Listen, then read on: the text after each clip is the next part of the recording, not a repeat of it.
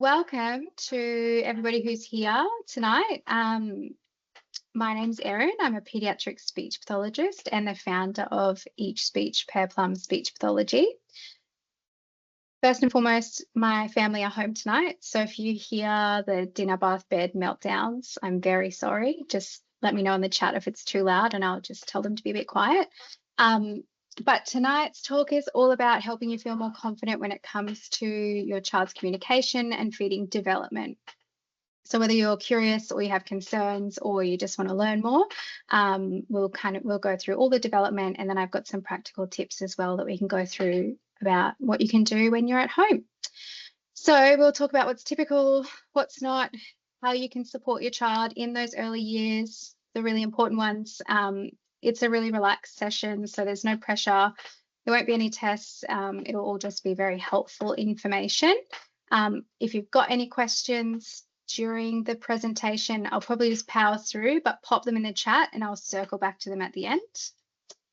So let's jump in. So before we start, I'll share a little bit about myself if you weren't at the last webinar. So I'm a pediatric speech pathologist. I'm the founder of Each Speech Per Plum, which I opened after having my two young children.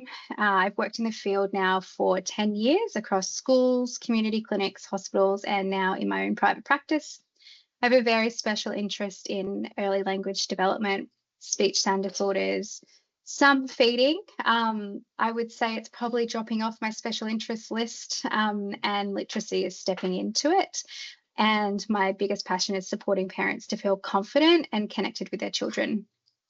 So as I mentioned, I'm also a parent to two young children myself. I get the juggle, I get the questions, and I get all the doubt. So there is no judgment whatsoever from me when it comes to question time at the end today. All we want to do is see our kids thrive. And that's what today's all about, helping you do that. So without going any further, let's jump into what we're going to cover tonight.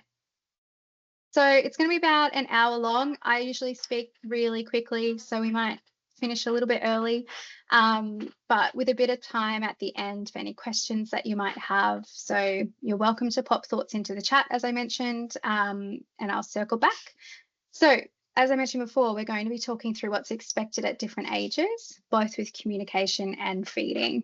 And then I'm going to be offering some tips that you can start using straight away at home to hopefully better support that development at home if you're feeling unsure. So you might have wondered things like, should my toddler be talking more, or is it okay that my baby's still gagging on certain foods? So we'll be covering that.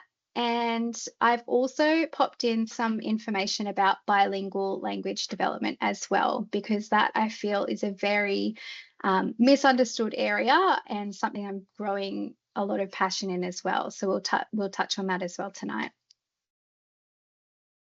So the first 5 years of life are an extraordinary period of growth. In fact, around 90% of our brains develop before the age of 5. So that means that early experiences, the way that we eat, the way that we're spoken to, the way that we interact with our children are interact with others, really shapes their learning, as well as the actual wiring of their brains. So really crucial thing to remember is that in those first 5 years that 90% of our brain development happens, which is pretty incredible. So what helps most, it's not fancy flashcards or anything like that. It comes down to responsive relationships. So when we notice what our child is doing, when we tune in, when we respond appropriately, and we help them build strong communication pathways by doing this. So speech and feeding skills actually use many of the same muscles. So we've got the lips, jaw, tongue, breathing coordination. So generally, if we've got a challenge in one area, it will often overlap with the other. When children have strong early foundations, they're better able to connect, learn, and manage their emotions later on in life. So as they become adults as well. So we're really laying down foundations for their entire life. And if delays do pop up, that's totally okay. But the earlier we notice it and support those challenges, the easier it can be to work through those challenges for our little people, because they are in such a huge period of growth. So that's often where speech pathologists like myself come in. So first I thought we would clear up what the terms are, because people often think speech pathologists just sort out lisps, but there's a lot more to our scope. And I'm going to say it probably wasn't until the third year of my uni degree that I really realized how big the scope was. So let's clarify these terms. So speech is how we pronounce sounds and words. So that's our articulation, it's our fluency. So if we think about stuttering, and it's our voice quality as well. Language is how we understand and express meaning using words. So it's our vocabulary and our grammar, our sentence structure, and the ability to follow directions or tell a story. So two very separate parts of our communication. And then communication we use as an umbrella term. So it includes both speech and language, but it also includes things like our nonverbal communication. So our gestures, which you'll see, I'm using my hands a lot. That's part of my nonverbal language. Our facial expressions, the way we play, and any other nonverbal behaviors that we might have.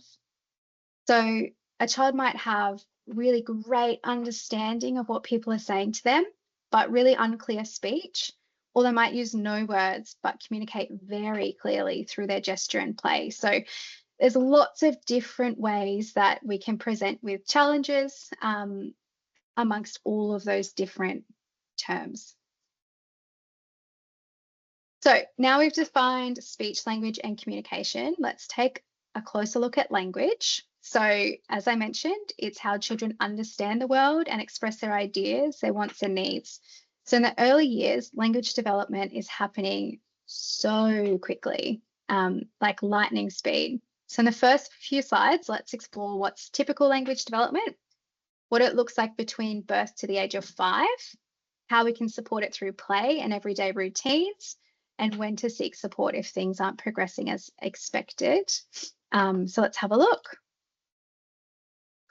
So from birth, babies learn to communicate straight away before they even learn to speak. So in the first year, we look for things like their eye contact and cooing and babbling and taking turns, like those little conversations that they have with you.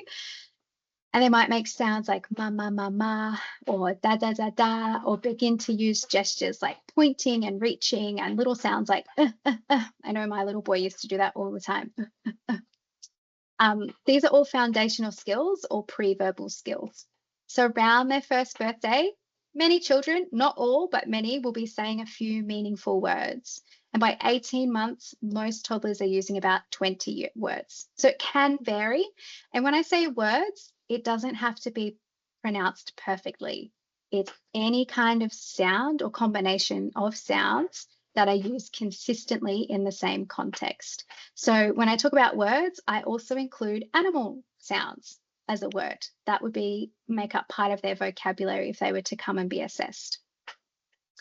By age 2, we expect around 50 plus words and 2-word combinations. We generally say 12 months first words, first steps.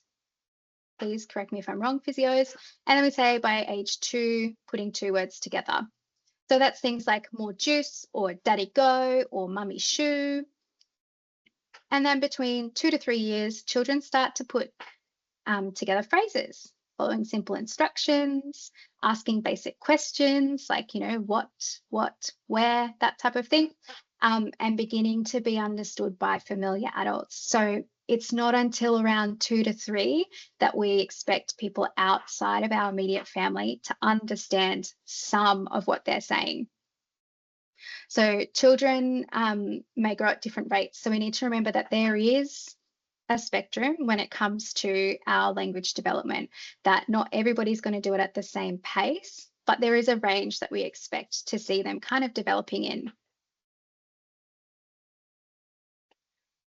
Now, between 3 and 5 years, we see a really big jump in both language and speech clarity, so the way that we're understood.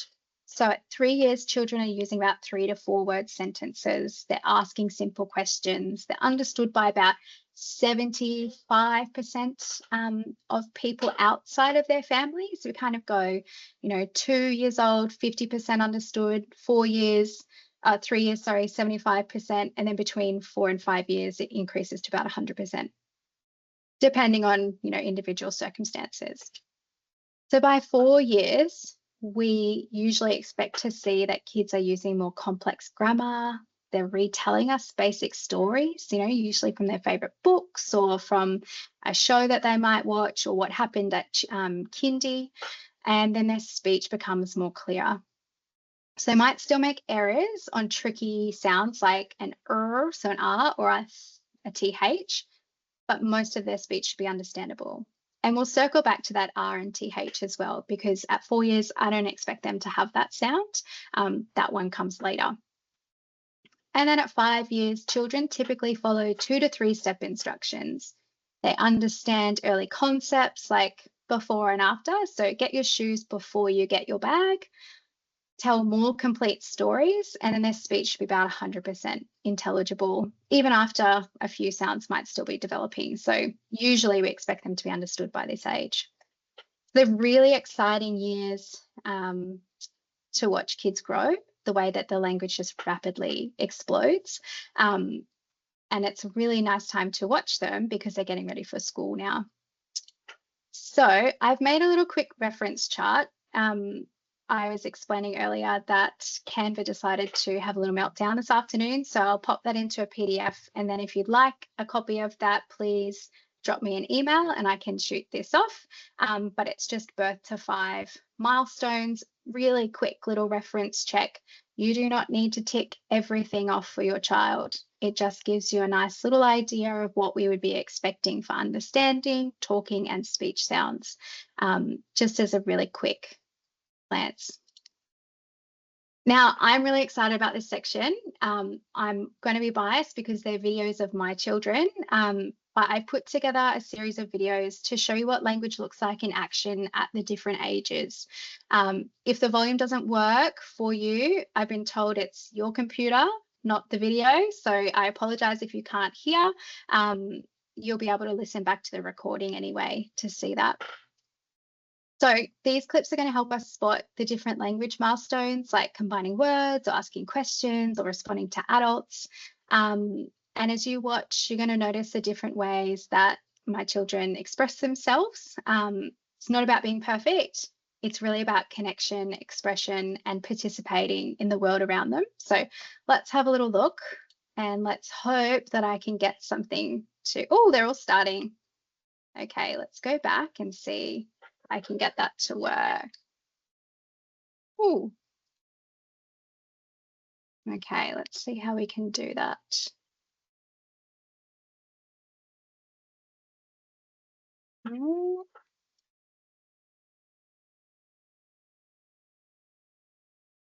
Just give me a minute to figure out why that's not working.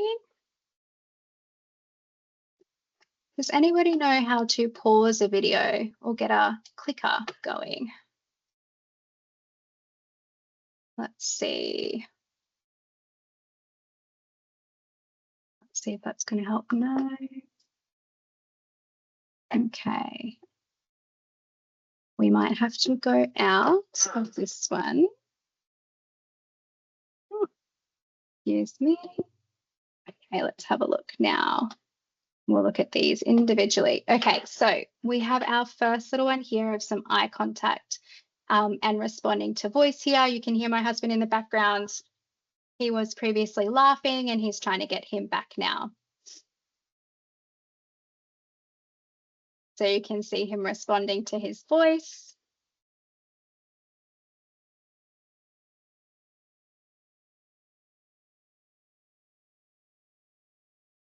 And he's keeping eye contact with him.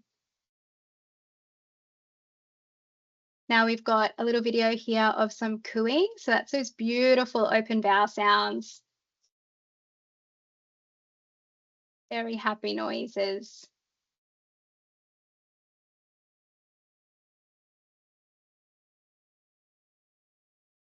And we have some vocal play here. I think we're about 9 months at this. Oh no, still pretty little. 6 months at this age.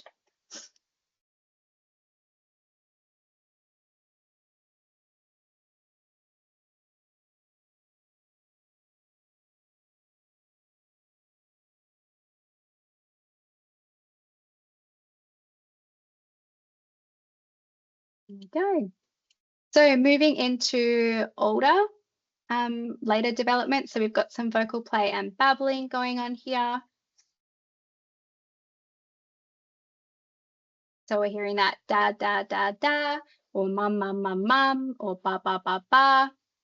This is some vocal play as well as babbling. Now, I thought this one would be interesting to show because my little girl actually had very blocked ears from a very young age. So her babble's a little bit different to ba, ba, ba, ba, or ma, ma, ma, ma. She's got more like because she didn't have very good sound access for a long time.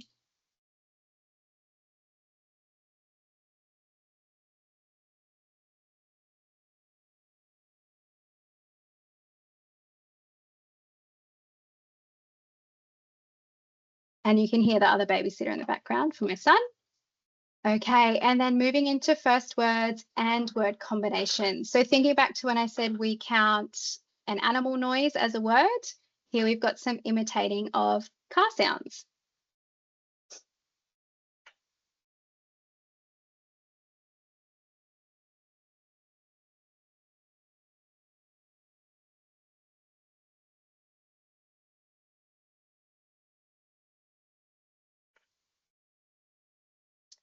Now we move on to two-word combinations. So you'll need to listen carefully to get the house, but we've got some two words here following some modeling from me.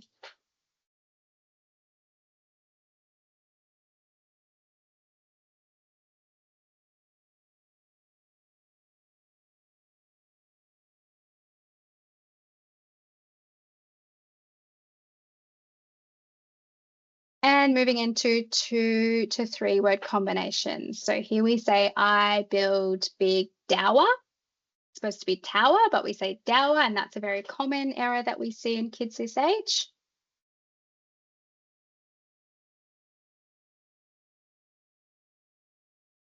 And then we move into our 3, 4, and 5 years. So at 3 years, we're expecting about 50%, 75% to be understanding us.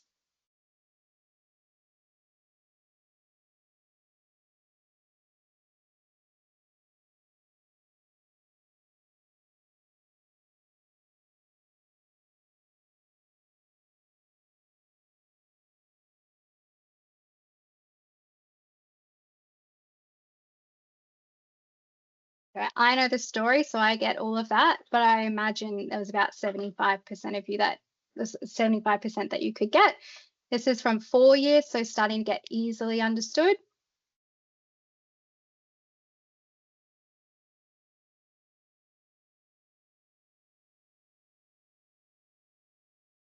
Moving into 5 years where things start to get really complex with what we're trying to say and the stories that we're trying to share.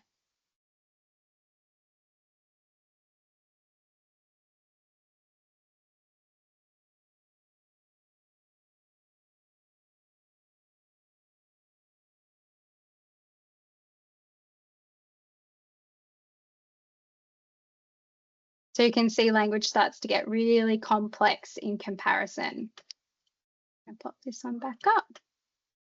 There we go. All right. Hopefully that is back to normal there. Go. Okay, just getting myself sorted.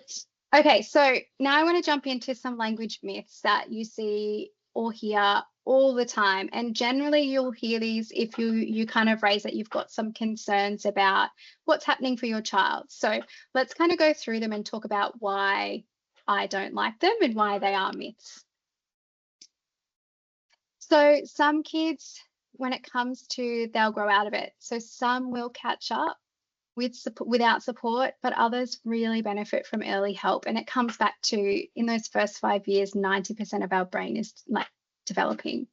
So we know from research that earlier intervention leads to better long-term outcomes for our children. The idea that boys just talk later can lead to real delays being missed. And I have seen that in clinic, and it is very hard and sad to see sometimes. And being shy isn't really a reason to overlook communication challenges as well. So if a child's consistently avoiding talking in social settings, it might signal a deeper need. That's not to alarm anyone, because some children, just their personality is quite reserved, but you'll be able to pick up the difference between what they're doing at home versus when they're not, I suppose, communicating with others outside of the home. And most importantly, children are never lazy. I'm not sure if anybody's read much from Ross Green, but children do well when they can. Children want to please, children want to do really well, and they will do well if they can. So if they're not speaking, they may not be able to. And that's our cue to explore what's happening underneath and to support them with what's going on for them. And so when we come down to looking at all of these myths, it's really important that gestures and signs supporting spoken language, sorry, I'm getting confused now, that signs and gestures will support our communication as well. So just because they're doing things, gesturing and signing and getting their point across, it's actually not a replacement for spoken language. While it does support, we do need to support that spoken language too. So let's have a look at some everyday moments to build language. So these are some language strategies you can try at home. Now I'll go through a few. I've got some videos as well of what this actually looks like with a little person. And then I've got a little roundup as well that I can put together in a sheet if anybody would like that. So supporting children's communication doesn't mean setting aside special time. And in fact, if you come see me in the clinic, we talk about what's happening in your entire day, and we seamlessly build into that day different strategies to support language development. So the best times for language opportunities are actually woven into our daily routines, because routines, they're consistent, we know what's happening, and we don't need to have that big thinking capacity taken up by something new. We can do really routine tasks and then learn new information with it.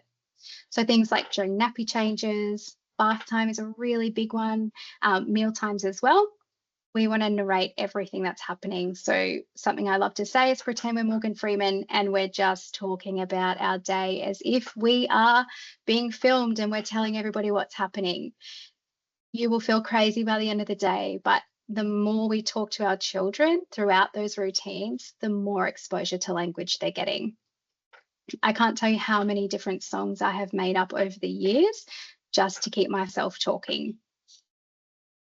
So another powerful strategy is to simply pause and wait. So after you say something, give your child a chance to respond. So even if that's just with a look or a sound or a gesture, I often say, lean forward, show them, give them a cue, it's your turn, and then wait. And then when you get uncomfortable, wait another 2 seconds. As adults, we are not designed to wait. We live in a very fast-paced world, and often we don't like to sit in silence, but giving our children extra time to process, extra time to respond, gives them that opportunity to take a turn then. Other things we always encourage is sitting down to play for 5 minutes. I know it's really hard at the end of the day, but it's absolutely worth it. Books, you can never read too many books. You can never read the same book too many times. And songs, they're also fantastic tools. So repetition helps words stick. Doesn't matter if you're reading the book cover to cover 10 times. You're giving a child so many opportunities to make those words and that language stick. So if we're not reading the book cover to cover, because sometimes that's exhausting as parents, trust me, I've delegated books to my husband because I'm so tired of doing them at nighttime, we can just talk about the pictures and label things and just follow them around the page. Often kids don't really want to be spoken like at, they just want to look at the really cool things in the book. And so you could follow what they're pointing to or what they're looking at. Oh, you're looking at the dog. That's a big brown dog, isn't it? Oh, let's pat the dog, pat, pat, pat. So in that moment, instead of saying Harry McClary from Donaldson's Dairy, blah, blah, blah, blah, we're actually making it really meaningful for them because they're looking at that dog. They don't care what we have to say over here. They want to know about this dog. And if we're talking about this dog, they're like, wow, that's really cool. It's a big brown dog. And we've given them that opportunity to have a really meaningful moment with that book. And their language then is going to stick. And our most important strategy is following your child's lead. So when they show you what they're interested in, we want to join in and we want to comment because that's how our language grows. It's like if somebody tried to make me go and play golf, I could not care less about golf. But if you're going to take me to, you know, the bar at St. Lucia, I'm going to be much more interested in that and probably going to listen to what you have to say. So it's the same for our children. They are going to absorb what we have to say more readily and more easily if we're doing things that they're interested in, not in the way that we think they should play or not in the way that we think we should read the book, in the way that is meaningful for them. So if you take anything away, and I'll probably say that a few times tonight, following our child's lead is really crucial. So some simple ways to boost language. So in this video, you can see I've done a few things. I haven't asked questions. Well, I cut that bit out. I did ask a question, but in the clip, I haven't asked any questions. I've made a comment. Yeah, we're going to Lucy's house. I then repeated and expanded what he's had to say. So he said, Lucy's? I said, yeah, we're going to Lucy's house. And following that, he said, Lucy, how? It modeled without pressure, so there's no expectation on him to say anything back to me. I'm just chatting to him. I've then interpreted because he just kept going, Lucy, Lucy, Lucy. And he's like, Mum, can you not pick up that I'm worried about the bag? Don't forget the bag. So once I interpreted, the bag, we're taking the bag to Lucy's. He's like, yep, right, let's go to the car. I'm ready to go. And then using that slow, clear speech as well. So that gives them extra time to process. So I've got a couple more we'll go through. So our next one, we're doing a repeat and expand as well, a model without pressure and using that slow language. So this is with a really little bubby reading a book.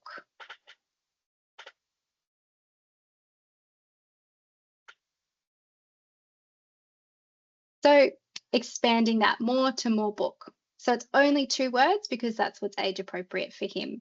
So more book, okay, more book, and going straight into reading more of the book.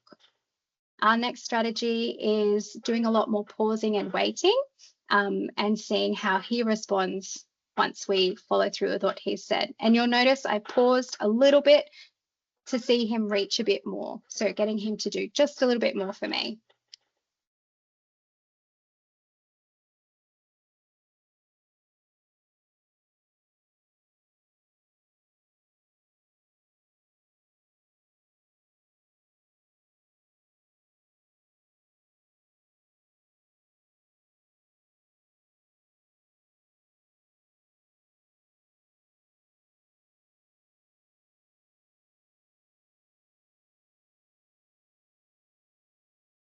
And if you're wondering, that card still works and it still comes out every couple months.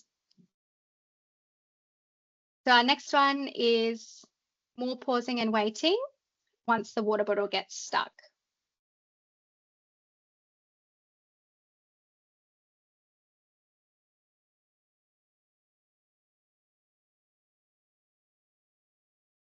So just pausing to get him to signal a bit more to me instead of anticipating his needs.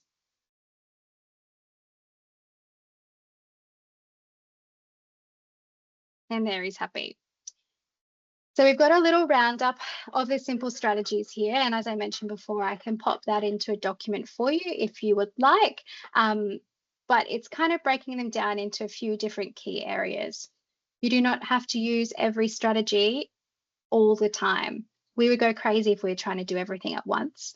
I often say, pick one strategy that feels comfortable for you.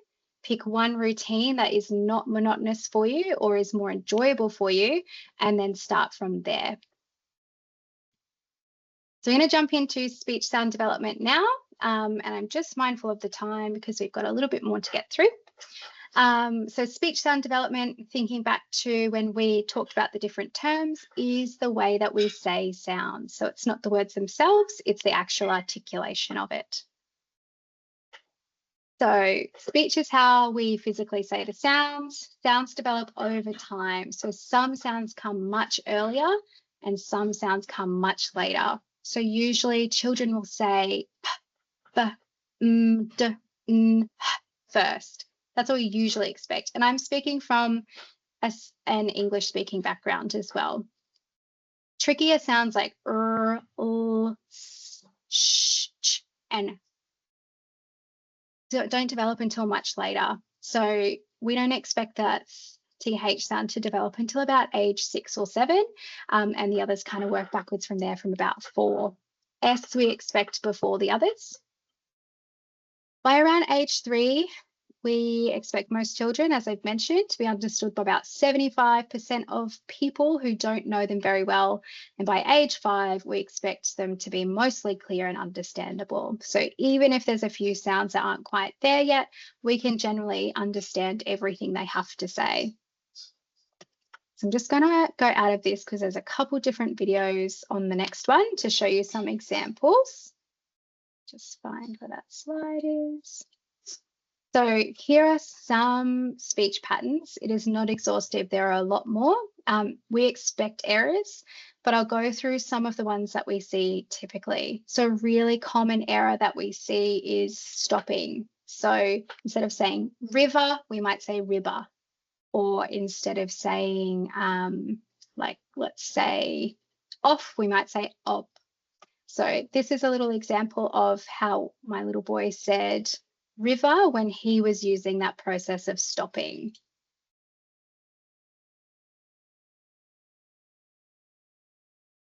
A river, a river. Gliding, so this is one we typically see in kindy starting to resolve, in prep starting to resolve. So by the end of prep, I would like to not see this anymore. And it's something I'm working on with my little boy at the moment. So he says Harriet for Harriet. Harriet. And then we move into fronting. So this is a really early error as well. So instead of saying out g or k sound, you might say d or t. So if you've got a little one who says tar, that's very common instead of car. So here's a little video of this little boy saying det instead of get.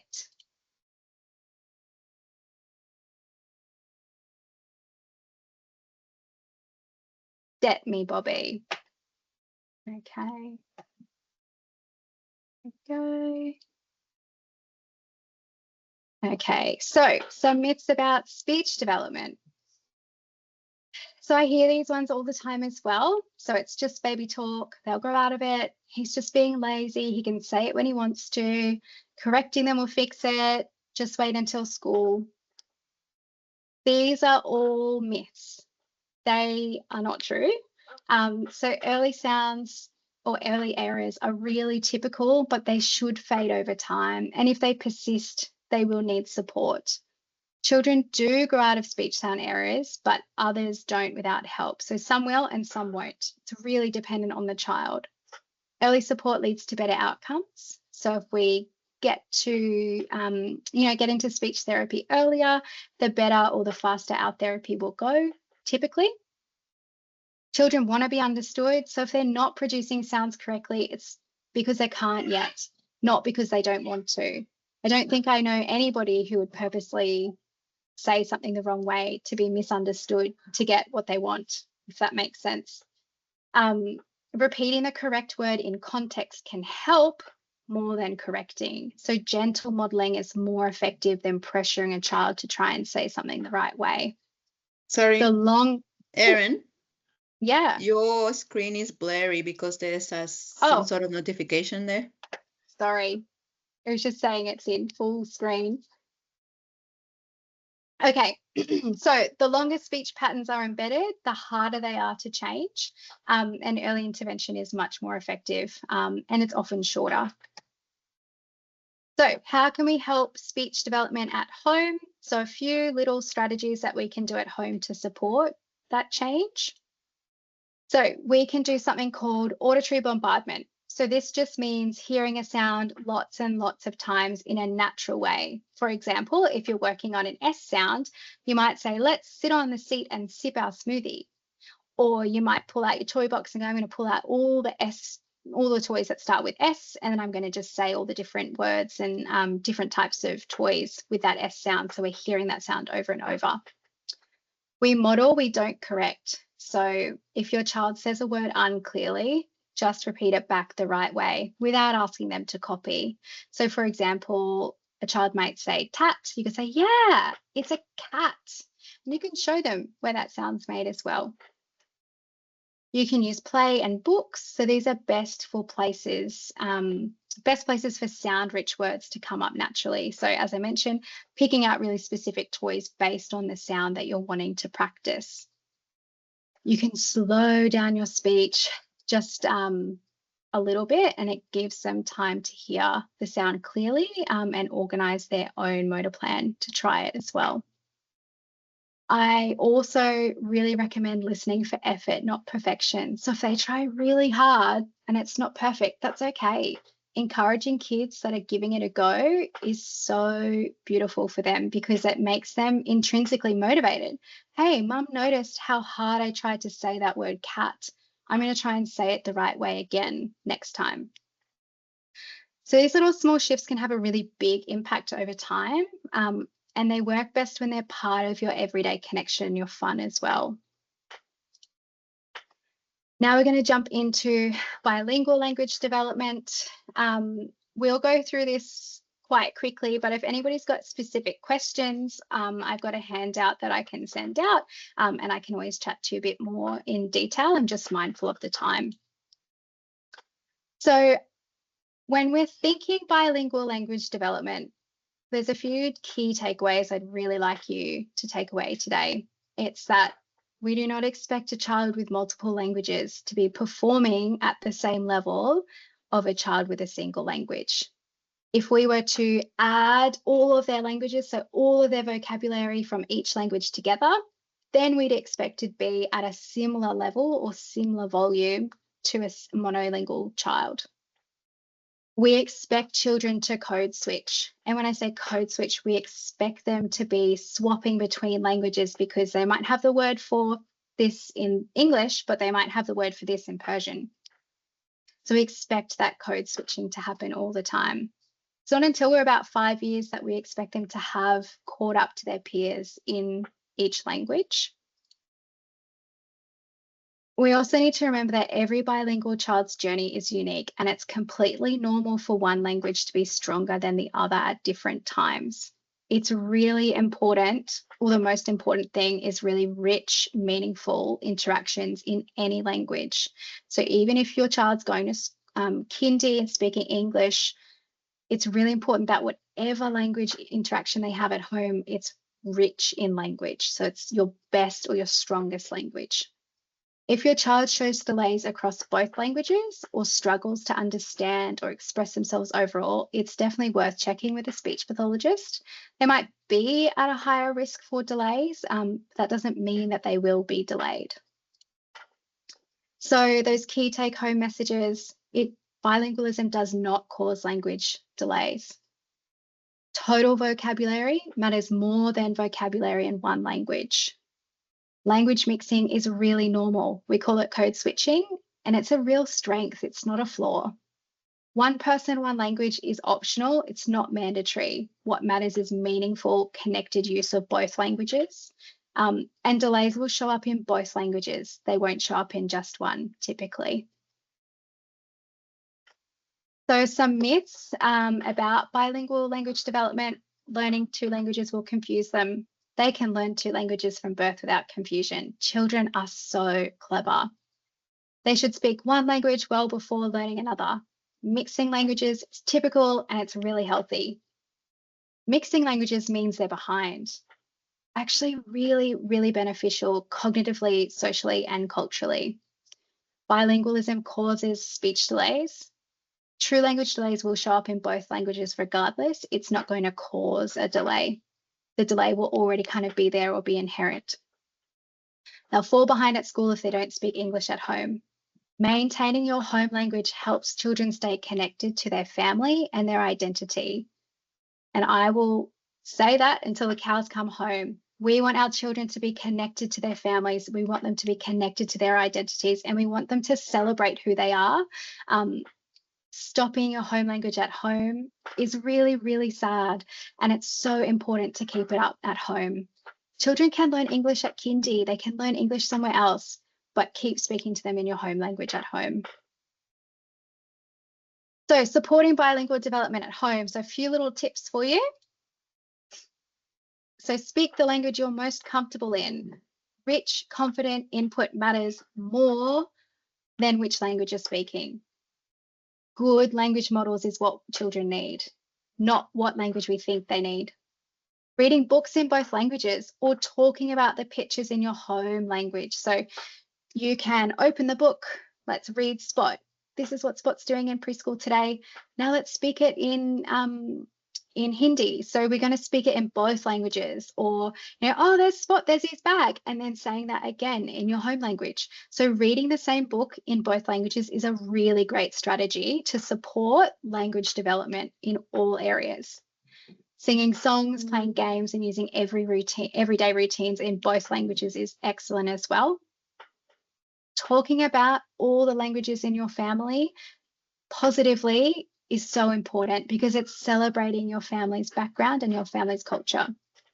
Encouraging all communications, so including gestures, signs, words in either language is great. And then exposing your child to both languages often and naturally as well. So siblings, grandparents, community, get on FaceTime, talk to grandparents, get them lots of exposure.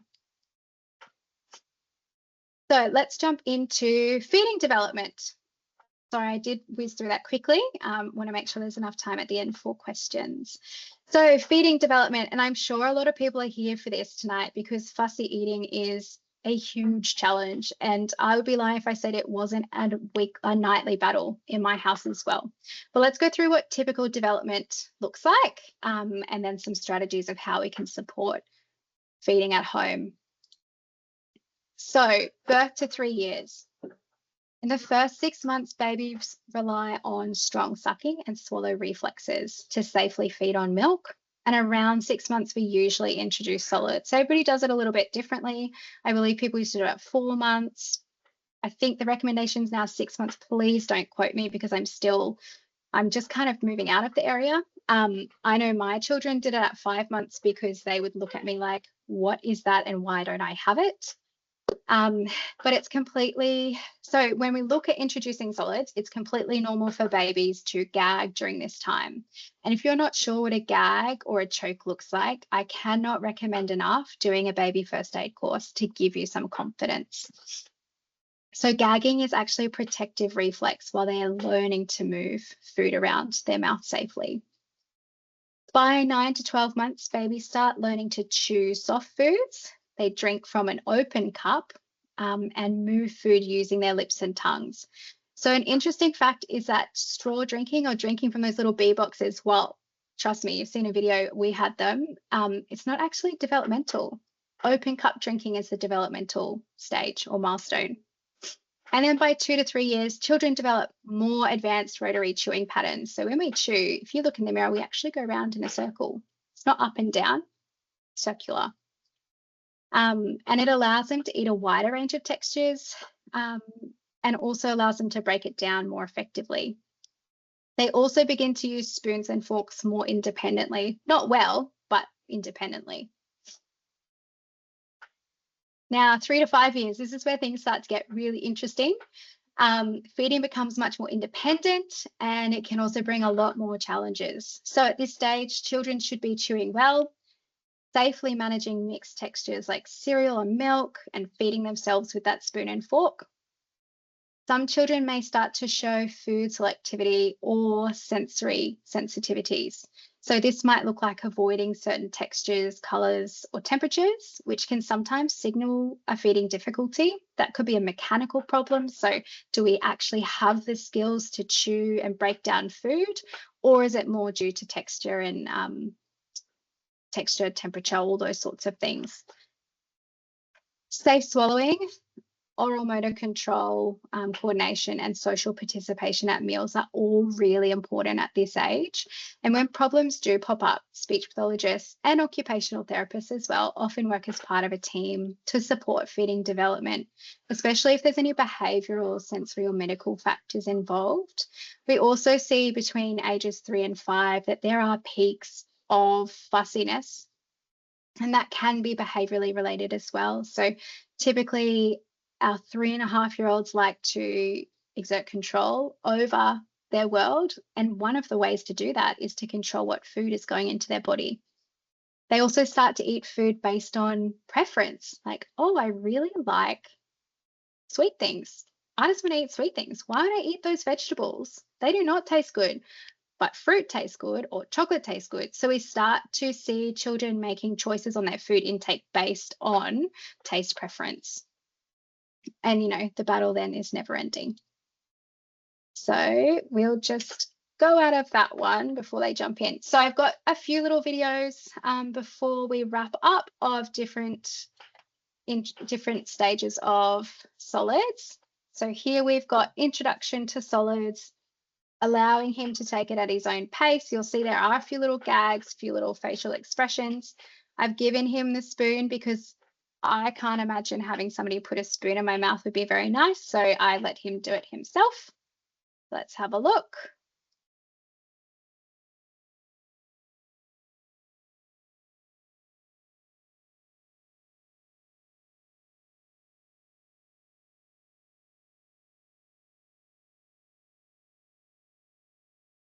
It's a little gag there. Not sure about that. Give it another go though. Then we've got open cup drinking. So we've kind of skipped a step where I'm not helping, but we're giving it a go here. You'll notice there is a little choke.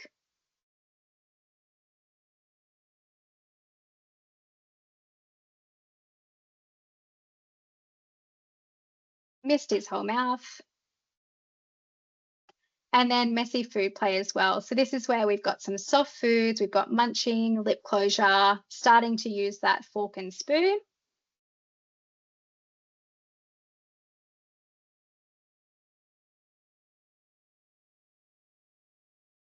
So we've got nice lip closure there, bringing it up.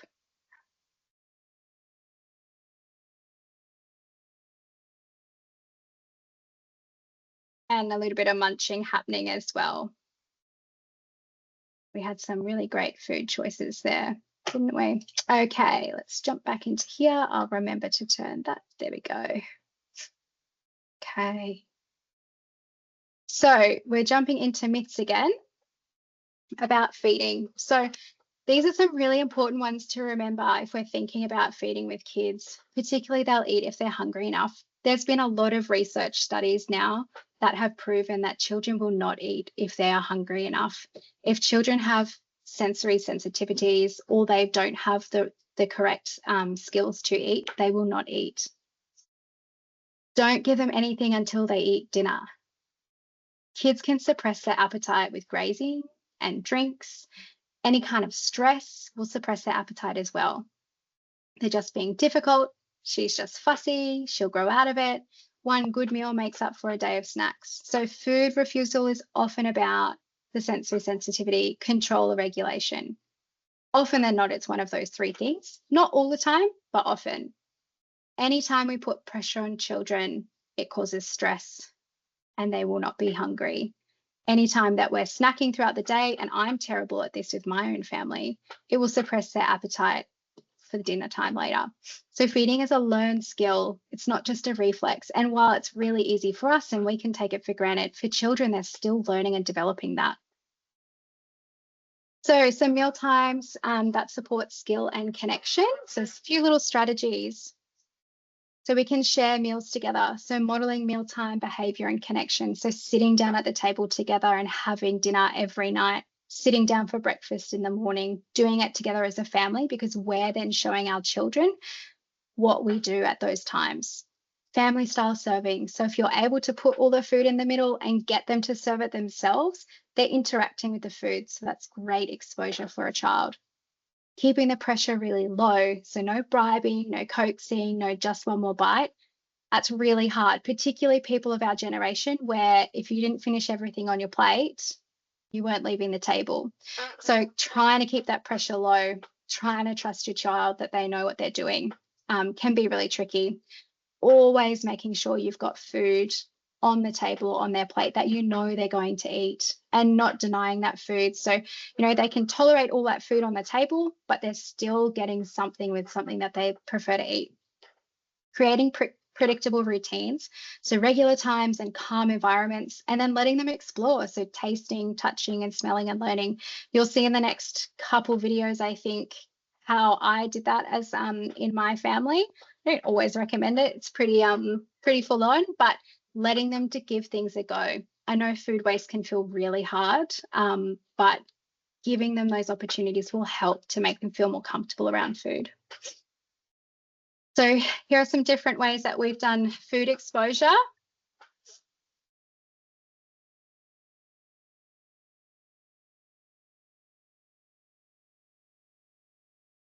So getting them involved in prep, getting them to pack lunch boxes,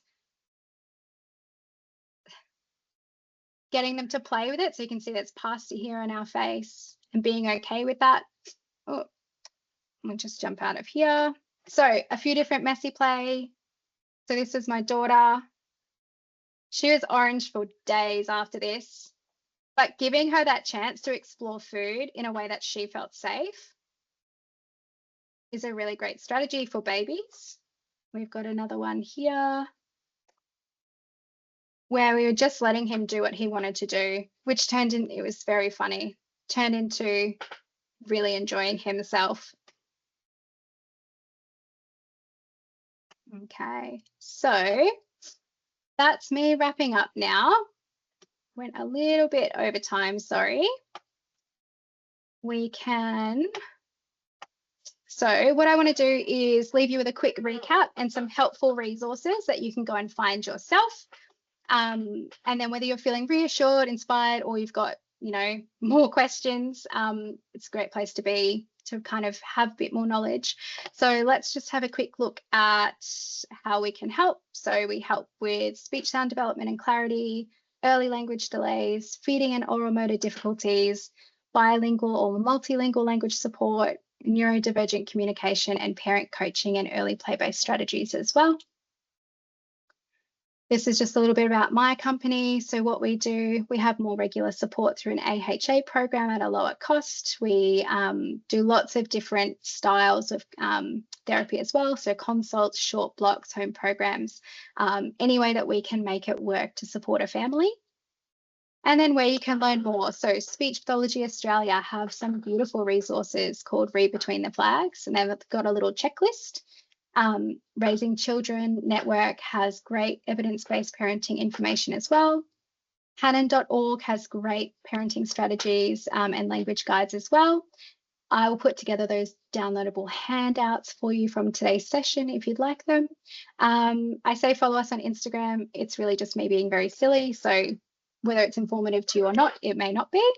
And you can join our newsletter via our website if you want to know a bit more, or book a consult if you're feeling concerned still.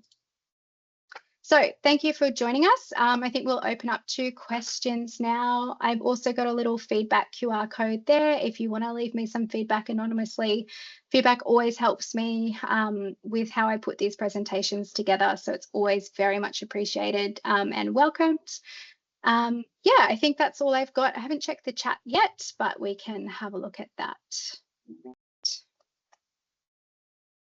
Some people teach very young children sign language before they learn to speak. Does that hinder or help their verbal communication? So it's always helpful. It won't hinder. I know that sign language and visual aids or alternative communication can feel really scary, like it's going to stop children from learning to speak, but we have got a lot of evidence behind us now to support that it actually aids their spoken language development. There's baby sign, keyword, Auslan as well. There's lots of different type of signing you can do, but baby sign's a great one to jump into. Can also reduce frustration for families and little people as well. If you're finding you want to know how you can support them a bit better. But ultimately, no, it's not going to hinder their verbal communication. Any more questions? Any suggestions for kids with allergies who need continuous exposure to allergens on a weekly basis? I might need to know a bit more. Are you having to expose them to the allergens? It's probably more a dietitian's question. I would hate to give you the wrong answer. But if you want to send me an email, I can always send you some suggestions for people who would be much better at answering that question than me, particularly because there are allergies involved. Sorry, that might not be the answer you wanted. Do you have information to help encourage parents to speak their home language with their children?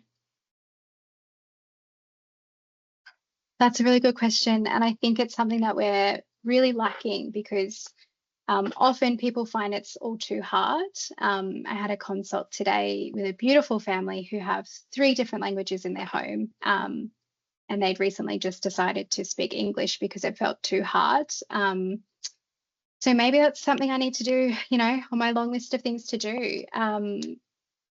In short, no, I've just got the resources that I'm putting together from today's talk, but encouraging parents to speak their home language, I can put something together for you because it's so important.